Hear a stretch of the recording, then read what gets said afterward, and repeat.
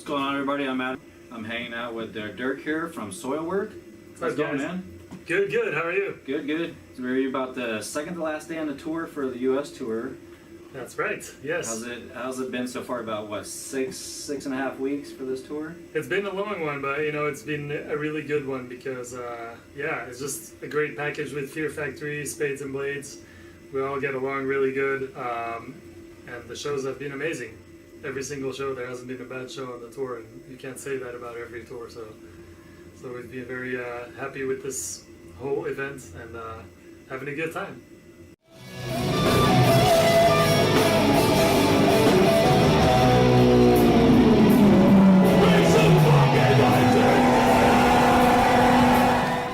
Right on. Has it been the same three acts for the whole tour, or have you guys picked up any locals or any different, or is it steady? There have been locals on most of the shows, and then we've also had some bands that have done a portion of the tour with us. Right now we have Omnicage from Italy, who are doing like I've caught them. Yeah, the last 2 weeks or so. And before that we had, oh man, I'm gonna forget the name of the band now. Martyred. Right. We did like 2 weeks with us, super cool guys as well, Omnicage as well. So yeah, it's been a big happy family of metal. Awesome.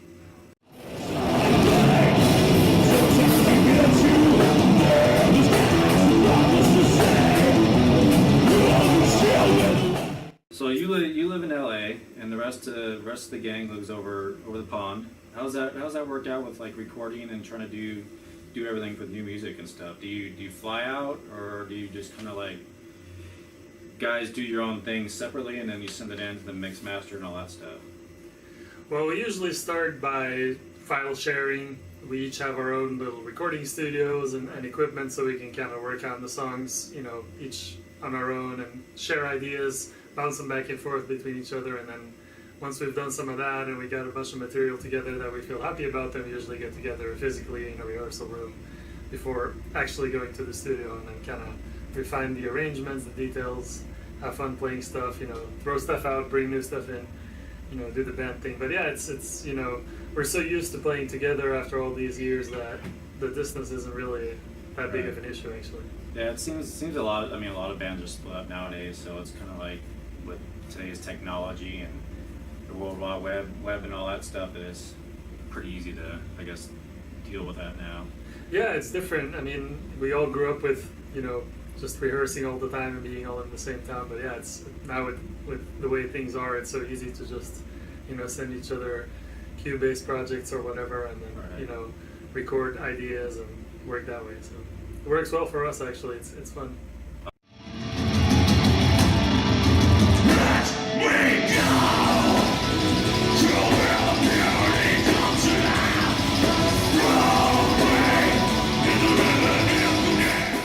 Awesome. So with the world, with the way that music's going today, everything's going to the digital age and all that stuff. How are you guys' sales doing as far as album buys? Have you guys been taking effect? Are you guys still like pushing hard for album sales, or doing a lot more online stuff instead of physical in-store? I mean, we're definitely doing more online stuff like everybody. I think it's part of what happens. Right.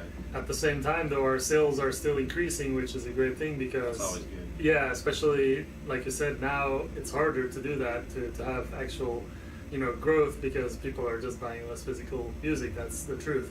And we're all indirectly or directly affected by that, because I think now it's more a matter of releasing an album so you can promote a tour, whereas in the past it was touring to promote an album. So but at the same time, we still have a lot of people buying our vinyl, which we sell a lot on the road, and some people still buy the CDs as well. Sorry. Choking here. So don't do that. You got a show to play tonight. Yeah, man. Yeah. Better be careful here. Right. No, I mean it's definitely affecting everybody, though. I think we would be lying to ourselves if we told ourselves that people illegally downloading music or streaming music isn't affecting things. I mean, until the legal part of streaming music catches up with reality, we're all losing out, because right now streaming services in America don't pay nearly as much as they should to artists, which Yeah, I it's a long seem to hear debate. that quite a bit. It's the truth though, you know, is they're kind of using legal loopholes to get away with Right. that, and there's some other countries across the pond Right. actually where it's changing already, and hopefully it changes here soon, because it's not really fair that, you know, an artist who has millions of streams makes like a couple of $1,000s or whatever. Right. You know, that's almost a joke. So Yeah, well, hopefully maybe the U.S. can take notes on if it happens well over there. I know Nicki Six just brought up the YouTube, but when are they going to start paying artists more about the stuff being on there? You know, and it's like, exactly. so I know people are starting. I think more and more people are starting to knock on those doors and say, hey, you need to start paying us. You know. Yeah, the truth is, kids listen to music on YouTube. That's the biggest platform nowadays, and you know, the payments need to follow. I mean, the music, the way people make music and stuff hasn't changed that much. We still need to put enormous amounts of time into it. It's basically our job, so you know, it's a daily thing. The Right. band involves so many different aspects that, you know, you can't get away from. So it's not like we just get together every now and then, write some songs and throw them out there. You know, it's a constant job. So it would only be fair to keep that system, you know, fair towards musicians.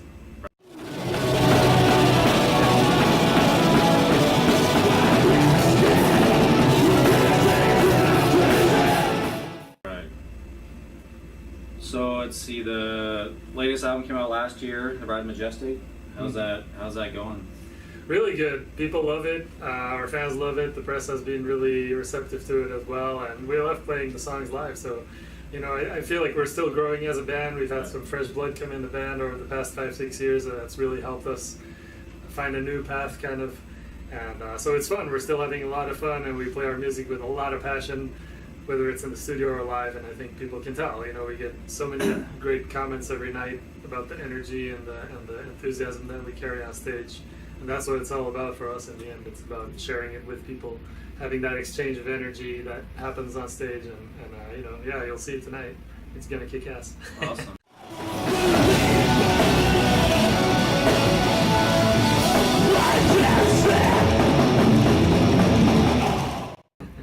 Do you feel any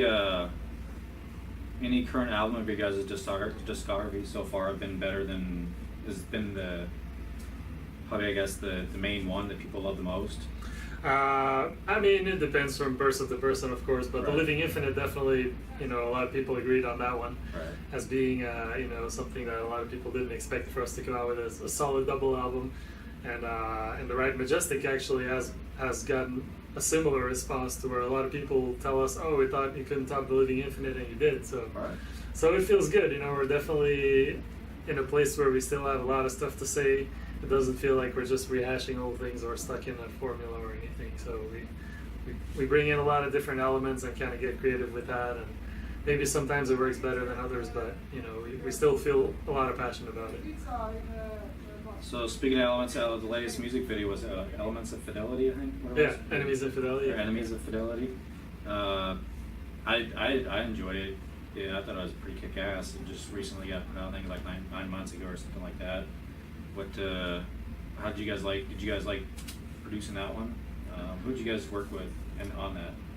Well, actually, my wife Hannah Verbeuren, she shot that video, and we basically had very little time to do something because of being so spread out in the world, Right. and we had a lot of shows and different things going on. Some of us still have day jobs as well, so in order to be able to put something together, we opted to do kind of a conceptual video. And I think it turned out really good. It's actually one of my favorite Soilwork videos personally, but I might be biased, but I love it.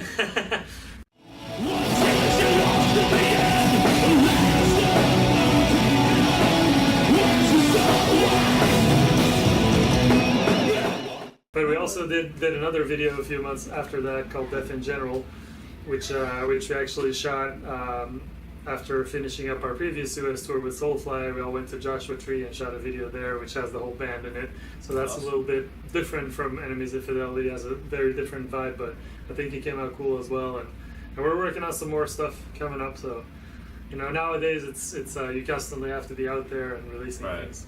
Yeah. That's how it works now. I'm sure you guys are even on the road, even now, even though you just have an album not released not too long ago, you guys are still constantly working on new material and all that stuff. All the time. I mean, not so much songwriting wise because there's just not really any time for that on the Right. road, but we're constantly working on new things and you know, like videos, filming a lot of shows, recording shows, you know, just working ahead because Never you know, I can make a DVD later on. yeah, or exactly. Or when we do a re-release of an album and put some bonus material on there to make it good for people, you know.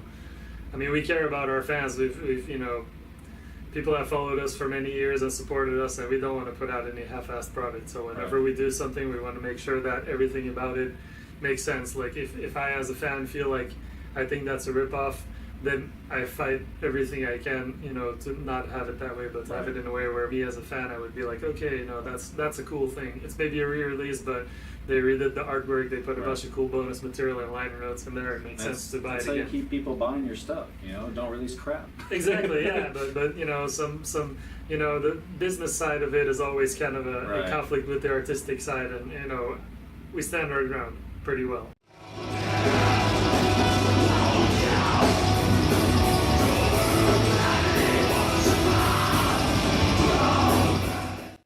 Awesome. Yeah. Anything else you want to share with the fans before you sign off? Yeah, definitely. We'll be back in the fall in the U.S. We're hoping to do a headlining tour around October, November. So that's what we're working on now. We have a bunch of shows this summer in Europe. Our first ever show in India, and then our first Like ever. South Africa too. I saw that somewhere. That's in Fear there. Factory. Oh, is We're it? not going oh, there, wait. but yeah, Sorry. we're going to India though, and we're also doing our first ever Central South American tour South America. as well. Yeah. So that's in September. And but yeah, we'll be back in North America in the fall if all goes well. Hopefully we'll Sweet. be You guys able are to. busy just as well. Yeah, man, we're gonna be touring a long time for the Ride Majestic. Right on, man. So we'll definitely see you guys again. And I'm sure everybody can find your music the usual places, you know, SoundCloud or website. Exactly. Soilwork.org, I think. Soilwork.org, you know, we're very active on Facebook and Instagram as well. So facebook.com/soilwork, instagram.com/soilwork. You can follow us there. Right on. Lots of road updates, tour updates, studio updates, all kinds of fun stuff. Well, I appreciate your time. Thank Go you. Get some rest before the show, man. Will do, man. Thank you so much for Thank the you. interview. Take care. Cheers.